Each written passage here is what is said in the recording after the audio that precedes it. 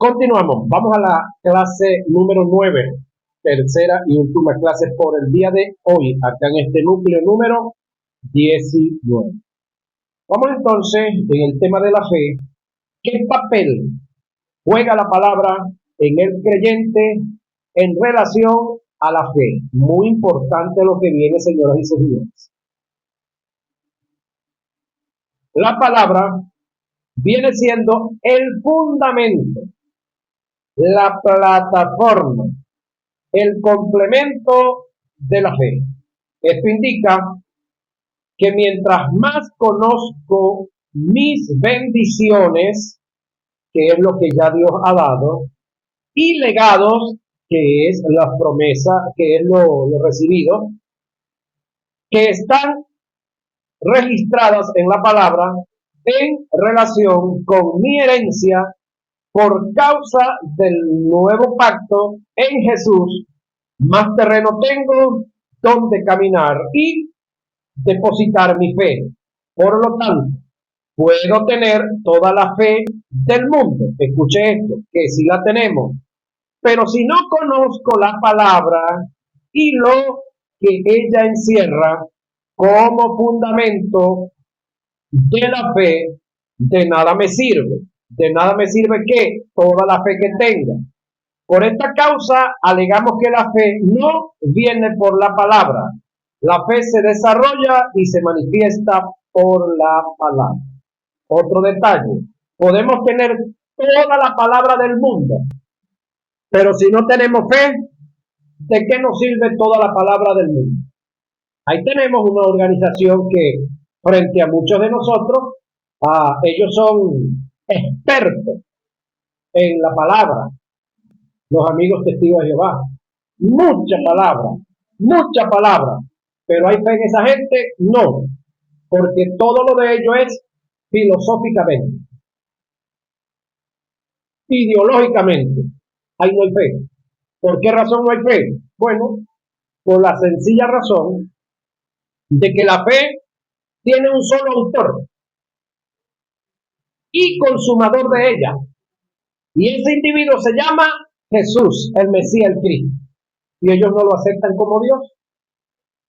Ellos lo ven como un profeta más, como alguien creado, no como el Hijo de Dios. Ahora, yo puedo buscar a Dios de la manera que lo busquen. Si no me voy por el camino establecido y determinado, no voy a llegar nunca. Es decir, de la única manera que yo llegue a Dios es a través del único camino, de la única verdad y de la única vida y espíritu. Entonces, cualquiera que se invente cualquier religión, por muy bella y acomodada que esté, no va a tener nada. Usted se puede aprender la Biblia de Génesis, Apocalipsis, pero si usted no tiene a Cristo, usted no tiene fe. Y si no tiene fe, la palabra, desde el punto de vista filosófico, no le va a servir de nada.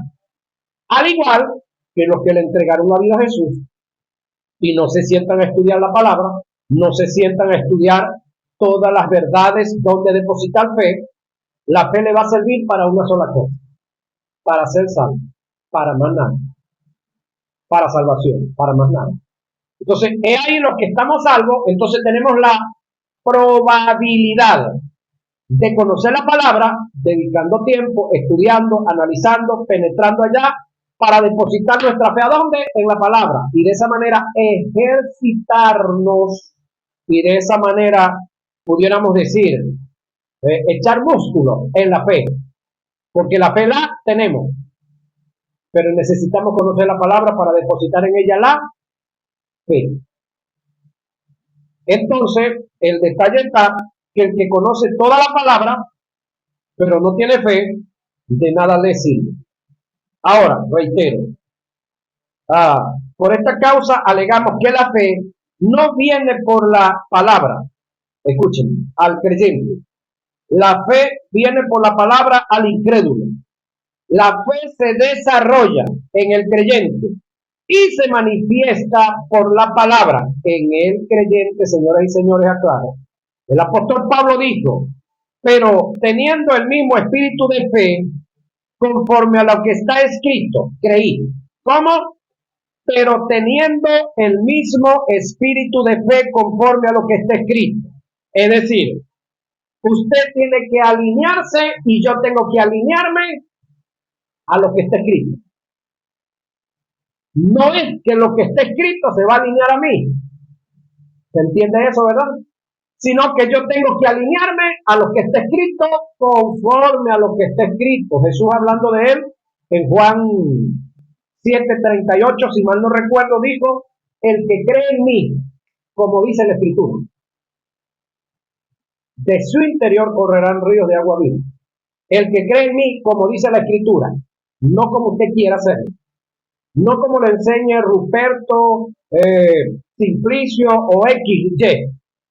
Si ellos lo están enseñando como está en la Escritura, excelente. Es ahí la necesidad de que usted oiga a todo predicador que usted oiga y lo juzgue y lo lleve ¿a dónde? A la Biblia. Y se ubique en el tiempo y en el espacio. Es decir, en la orden sacerdotal que corresponde para usted, para mí, en estos tiempos.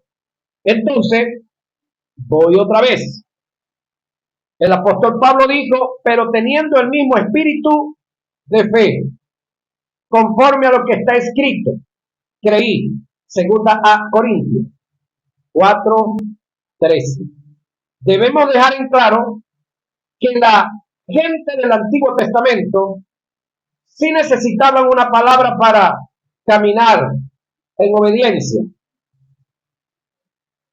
Aunque el escrito dice en fe, a ellos la obediencia se les contaba como fe. A ellos sí se les producía la fe, la palabra. No habían nacido de nuevo. Ellos debían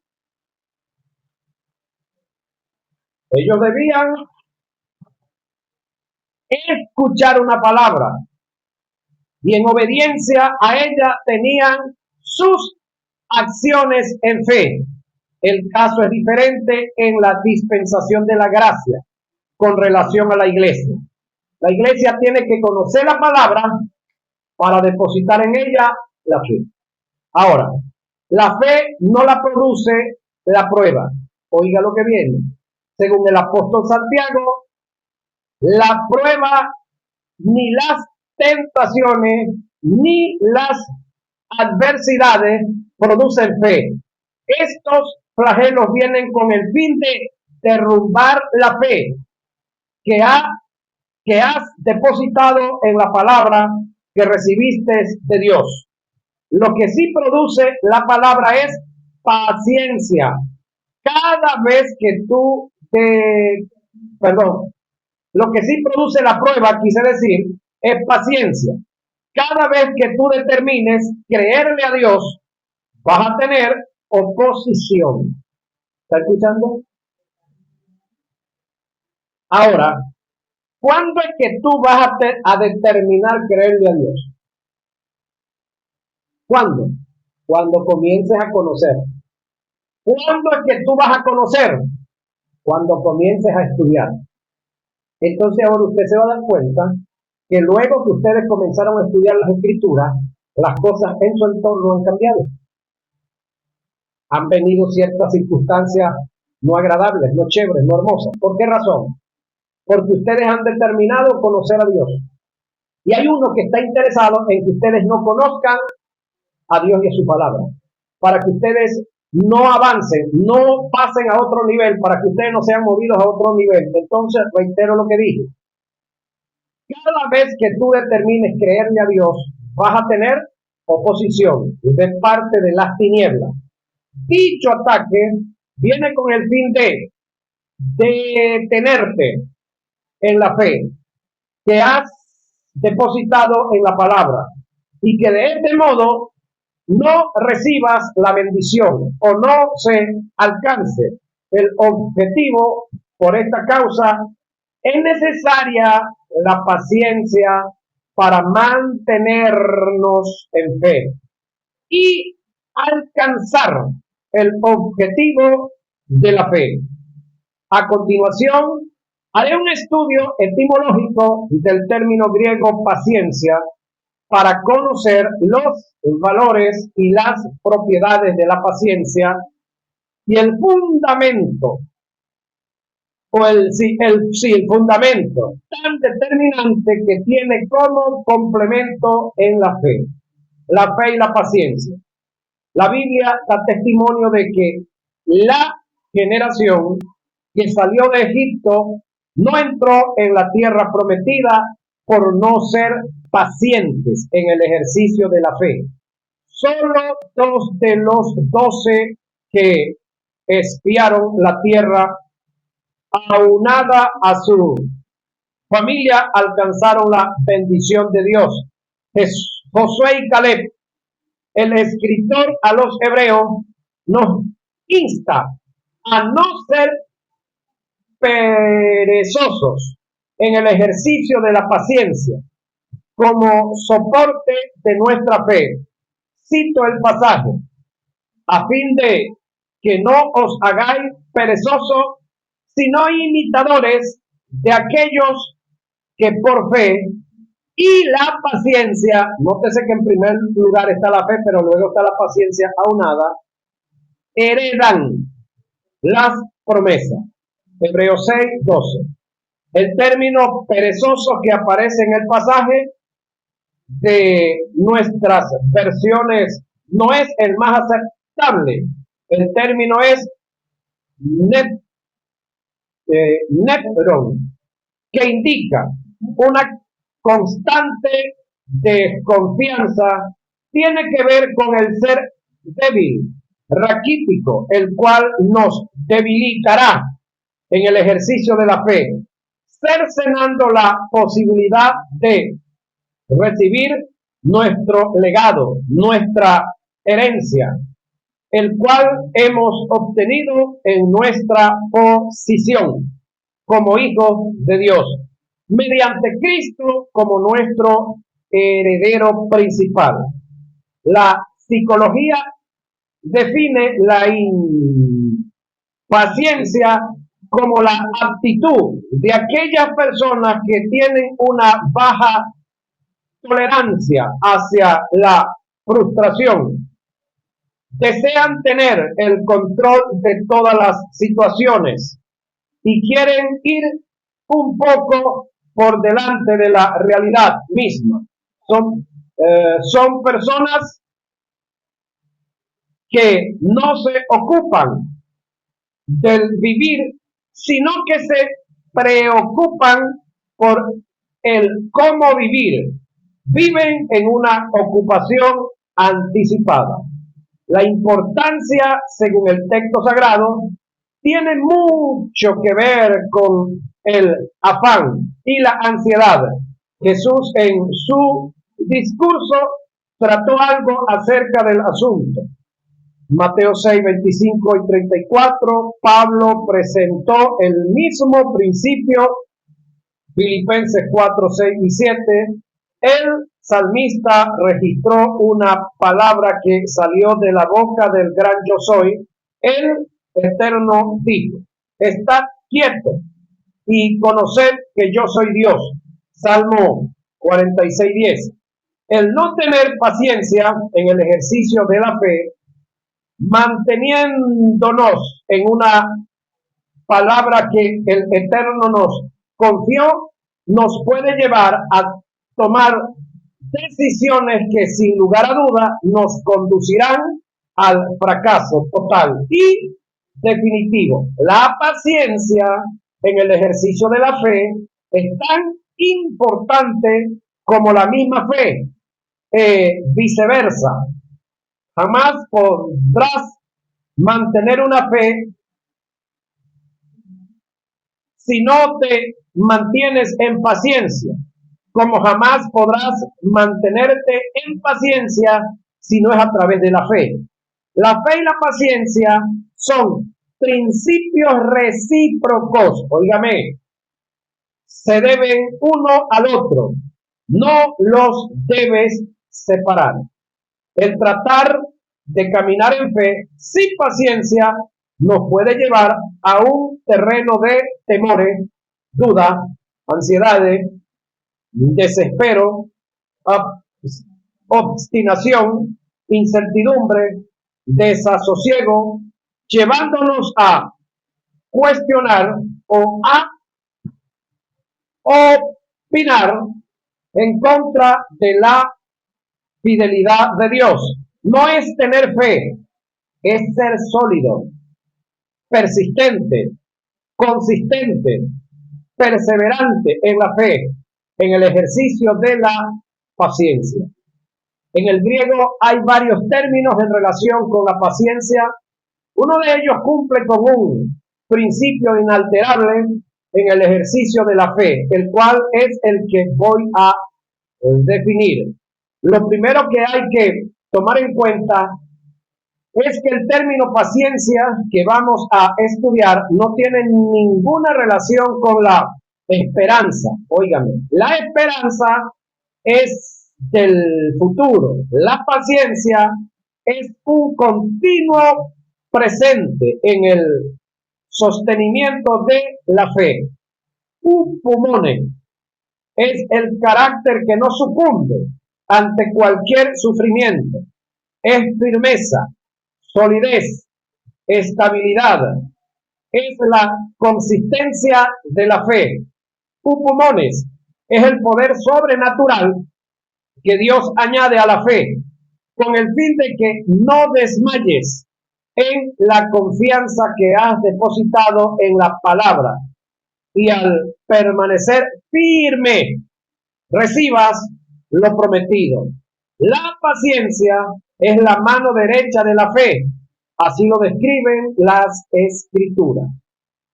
Pero deseamos que cada uno de vosotros muestre la misma solidez o solicitud hasta el fin, para plena certeza de la esperanza, a fin de que no os hagáis perezosos, sino imitadores de aquellos que por la fe y la paciencia heredaron las promesas. Hebreos 6, 11 y 12. No perdáis pues vuestra confianza, que tiene grande galardón, porque os es necesaria la paciencia, señoras y señores, para que, habiendo hecho la voluntad de Dios, obtengáis la promesa, porque aún un poquito y el que ha de venir vendrá, hablando de arrebatamiento, y no tardará, mas el justo vivirá por fe, y si retrocediere, no agradará a mi alma. Pero nosotros no somos de los que retroceden para perdición, sino de los que tienen fe para preservar o preservación del alma.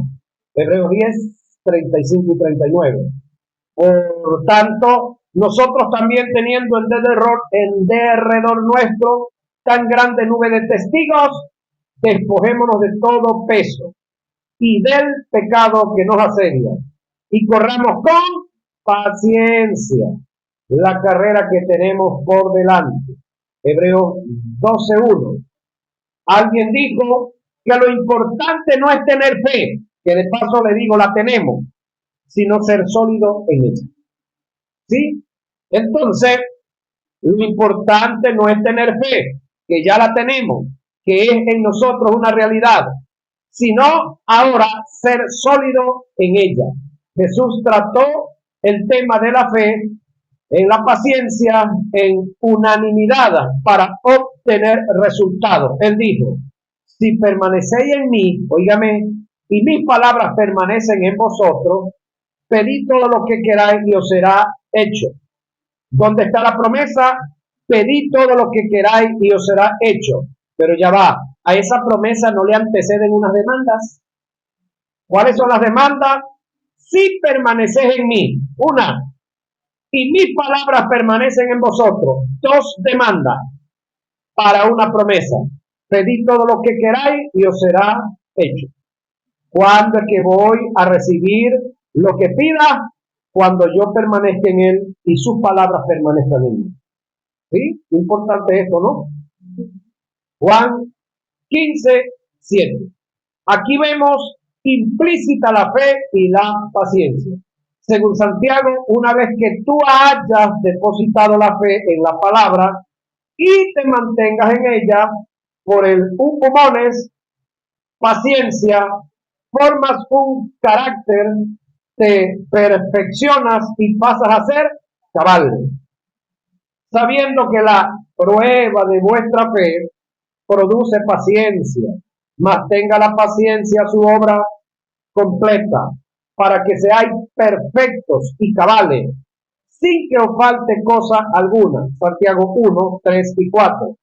Cuando el texto dice, mas tenga la paciencia su obra completa, quiere decir que se alcance el objetivo por la cual creí, por haberme mantenido en la paciencia, señoras y señores. Ahora, la fe y la autoridad. Importante esto que viene también. La fe opera bajo principios que forman parte de un sistema. La autoridad forma parte del sistema de la fe. Es uno de los principios de la fe. Nadie puede ejercer autoridad, óigame, si no es a través de la fe.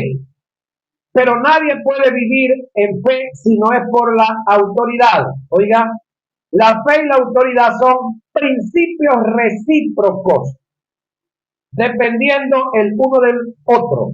A continuación, voy a dar ejemplos de lo antes dicho. El Evangelio de Mateo nos presenta un ejemplo del caso. Entonces Jesús en Capernaum, vino a él un coronel. El término centurión tiene que ver con uno que dirigía 100 personas, que era un coronel equivalente ahorita de nuestro glorioso ejército nacional, rogándole y diciendo: Señor, mi criado está postrado en casa, paralítico, gravemente atormentado. ¿Quién lo dice? Un coronel. Y Jesús le dijo: yo iré y le sanaré.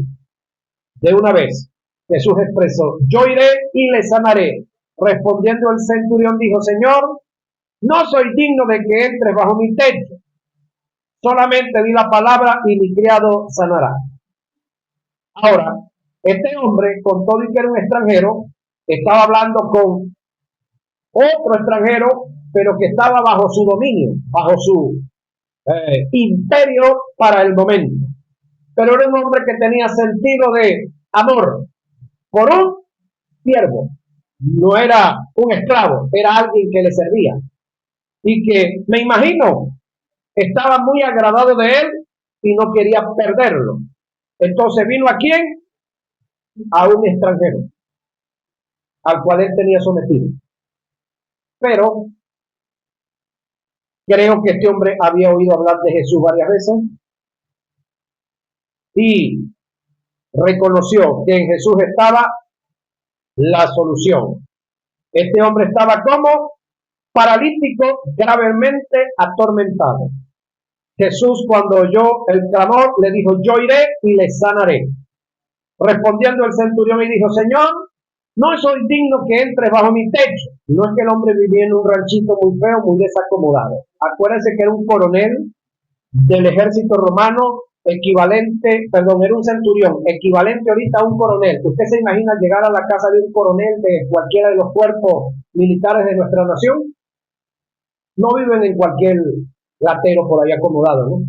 Ok. Ajá. Solamente di la palabra y mi criado sanará. Aquí suelta este hombre una expresión: no soy digno que entre bajo mi techo, sin embargo saca esta palabra.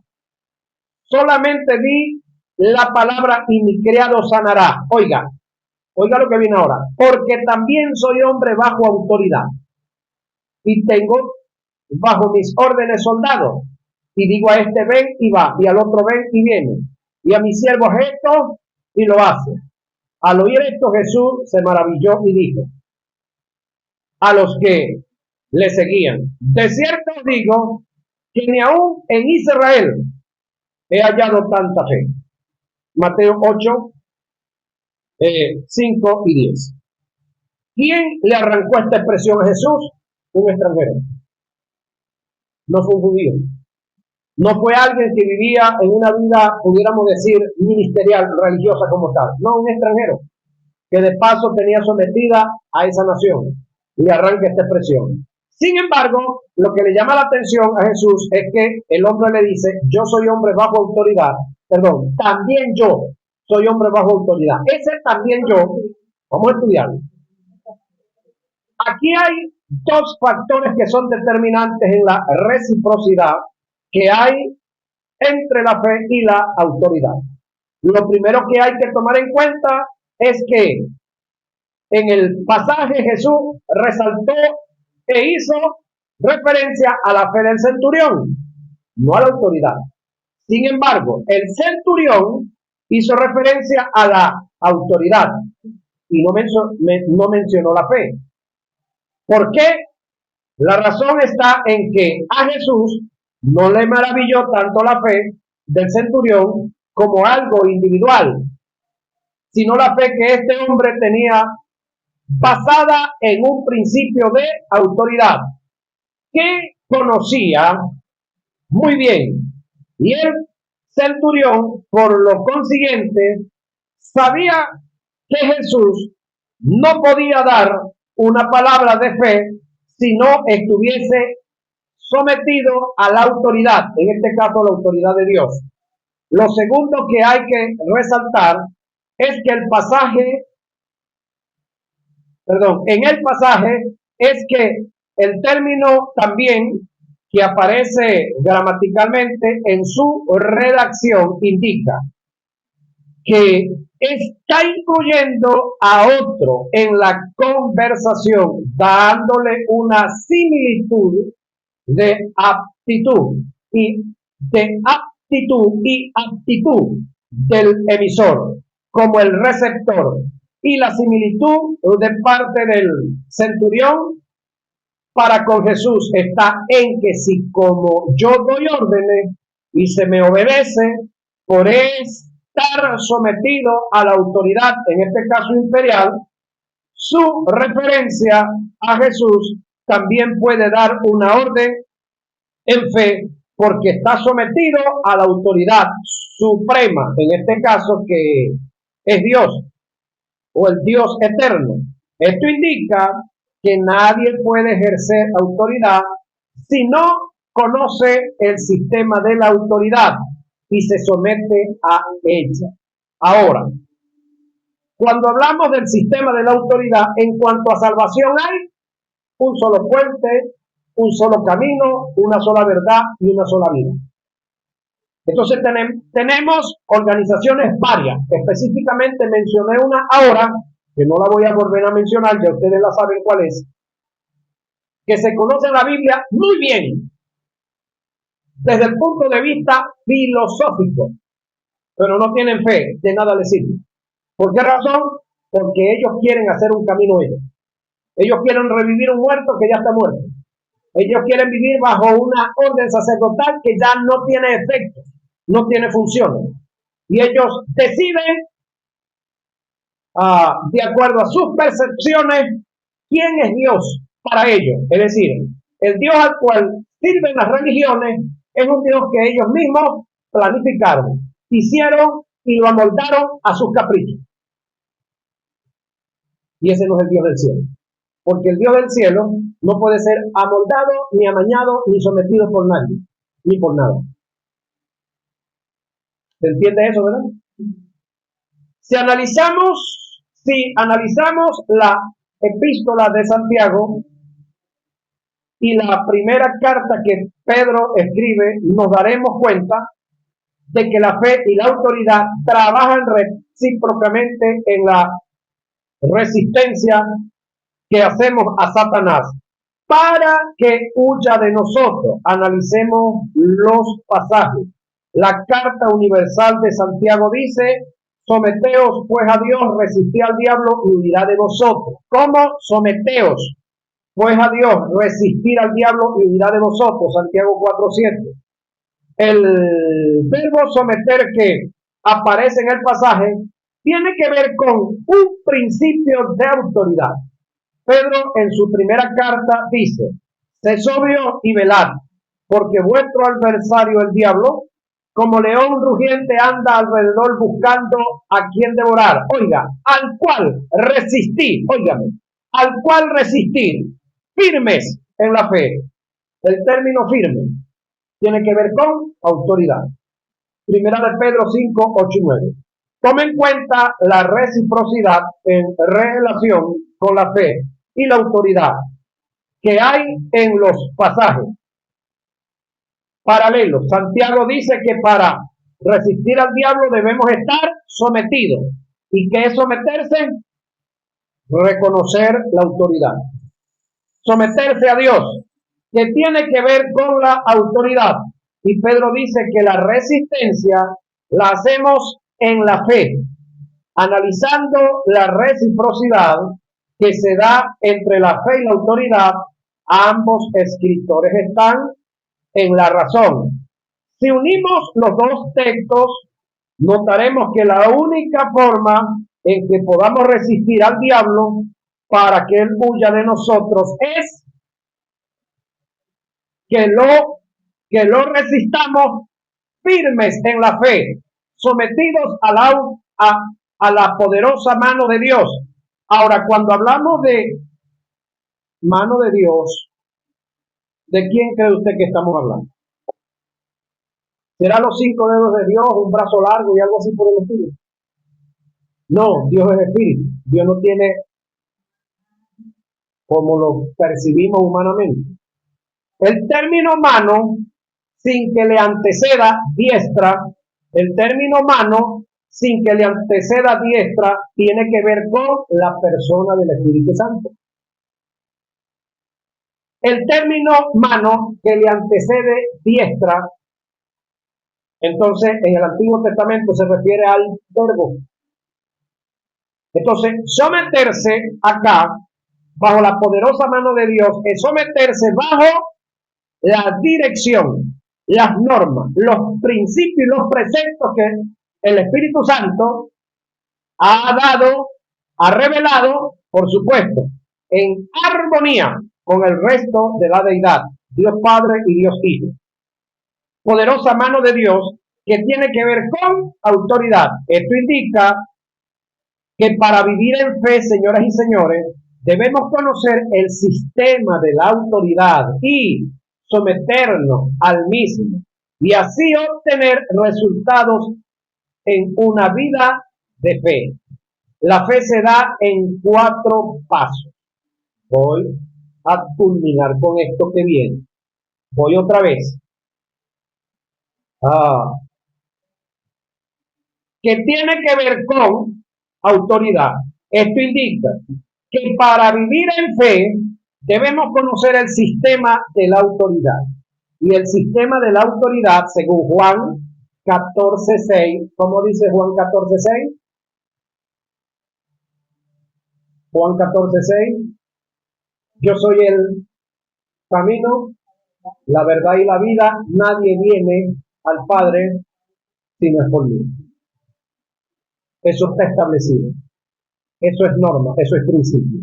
Entonces, si yo quiero estar en Dios, pero no a través de Jesucristo, no reconozco a Jesucristo como Dios, no reconozco su sacrificio como único para obtener la salvación, no acepto la persona del Espíritu Santo que le envió Jehová y el Cristo, entonces yo estoy fuera de ranking, yo estoy fuera de autoridad. No tengo fe ni cómo depositar la fe, porque la autoridad de Dios a mí me sabe a comida. Es decir, lo que está escrito en la Biblia a mí me sabe a casado. Es decir, los principios que Dios estableció los tuerce cualquiera frente a mí y yo me tuerzo frente al torcido que está delante de mí enseñándome lo que me está enseñando. ¿Qué es lo que pasa con la mayoría de las religiones y los hombres a nivel mundial? Por esa razón, tenemos una cantidad de religiones que tienen cualquier cosa menos fe, que tienen cualquier cosa menos capacidad para resistir al diablo, los demonios y toda la obra satánica, porque no tienen fe, porque no desconocen la autoridad de Dios, desconocen lo que Dios ha establecido y lo que Dios ha determinado para estos tiempos y para ellos. Entonces ellos viven su vida como les parece y tratan de usar la vida como, la Biblia como un fundamento, pero extraen de ella exegéticamente lo que les conviene, no lo que es, no lo que está establecido. Entonces de ahí usted se da cuenta el por qué tenemos tantos hombres y tantas mujeres en medio de diferentes religiones y entre nosotros fracasados y fracasando. Hermano, lo único que demuestra que yo tengo fe es que me someta a la autoridad. Y cuando yo te digo autoridad, yo no te estoy diciendo al alcalde, no te estoy diciendo al prefecto, no te estoy diciendo al pastor de la iglesia, al líder del consejo comunal, todo eso va entramado en todo esto. Porque cuando yo soy un hombre de autoridad, primero me someto a Dios y también busco que vivirle a Dios todo lo que Dios estableció. Y uno de los principios que Dios ha dicho en cuanto a las autoridades que existen, que están, es que yo me someta a ellas. Y ya, porque yo no he sido llamado, en este caso, en el mundo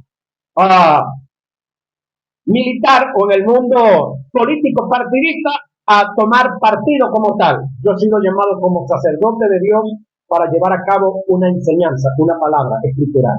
Y yo no debo confundir mi llamado con las ofertas que puedan venir del mundo, porque el llamado que tenemos los que estamos aquí en este mundo espiritual y en el área sacerdotal, este llamado es eterno, tiene galardones, pero los puestos y la posición que se pueda adquirir desde un punto de vista partidista son temporales, 4 años, 5 años, 6 años. Sin embargo, el llamado que tenemos es hasta que nos muramos. ¿Sí? Ahora, ¿cómo vamos a ejercer nosotros autoridad? Sometidos bajo la autoridad. Primero la de Dios y luego del resto de las autoridades que hay, que existan, que estén. ¿Cómo demuestro? Es decir, ¿cómo logro el objetivo en la fe? Lo que decíamos antes, paciencia. ¿Cómo mostró este hombre que tenía fe? Que él estaba sometido a la autoridad y al que tenía al frente estaba también sometido a una autoridad. Y si él tenía la potestad de decir, vaya y venga, el otro, en el caso de Jesús, también tiene la autoridad y la potestad de decirle a la enfermedad que se fuera y tenía que ir. ¿Se copia por ahí? Ahora, ese mundo militar, de repente usted y yo no lo conocemos. Por esa razón, desde el punto de vista en cuanto a la autoridad, nos costaría reconocer a Jesús como tal. Pero este hombre conocía muy bien el mundo de la autoridad. Es más, si este hombre tenía esa posición de coronel, estaríamos hablando desde el punto de vista secular aquí en Venezuela, estaría caminando sobre los más de 30 años de servicio en ese mundo. Porque un primer teniente, 5 años de carrera, sale graduadito. 5 años más para ser teniente. 5 años más, creo que es mayor. 5 años más, coronel. 5 años más, teniente coronel. Y así van. Es decir, para llegar a la posición que este hombre estaba, que lideraba 100 individuos, estaban más sobre los 30 años de servicio. Es decir, tenía bien conocido su mundo. Bien conocido. Ahora, la fe se da en 4 pasos. ¿Cuáles son esos 4 pasos de la fe? Óigame. Oír, que es el primero. Aceptar, que es el segundo. Y confesar, que es el tercero. Y el cuarto es actuar. Pero como estos 4 pasos no los quiero romper, voy a tratar de que los 4 pasos se den en una sola hora de clase, que creo que no es fácil. Vamos a dejarlo para la próxima clase, y aquí tenemos 40 minutos casi de clase. Vamos a dejarlos aquí, vamos a quedarnos en la página 45. Los 4 pasos de la fe para la clase número 10. Página 45, la tengo yo aquí.